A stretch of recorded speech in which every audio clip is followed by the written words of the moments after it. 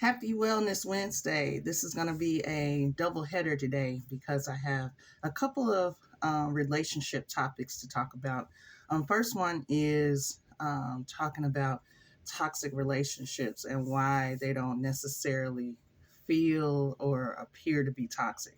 So, um, as you know, I do work with trauma survivors, and I am a trauma survivor myself. And so I'm very aware of what trauma does as far as how it changes how we think, feel, and behave, and also how we see the world. So a lot of times we're in toxic relationships and we don't really see them as being toxic. We don't feel like we're in a toxic relationship with someone.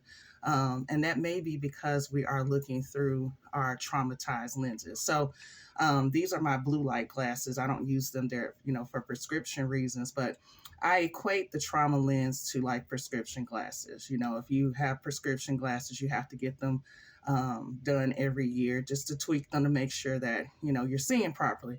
Once we've been exposed to trauma, sometimes our lenses get a little clouded.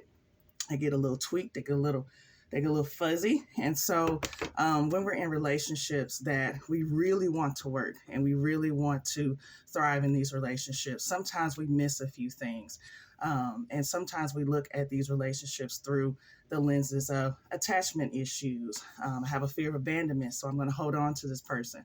Or, I have a fear of it's intimacy. So I'm going to be in this relationship, but I'm going to stay at an emotional distance with this person. Sometimes we have on our benefit of the doubt lenses. And so we want to look at people as being inherently good. And so we don't really want to think about them hurting us or, manipulating us or gaslighting us at all, even though it is happening in real time. So we have to be very mindful of the lenses that we're looking through and the experiences that we are in and really looking at the reality of our situations and relationships as opposed to the potential.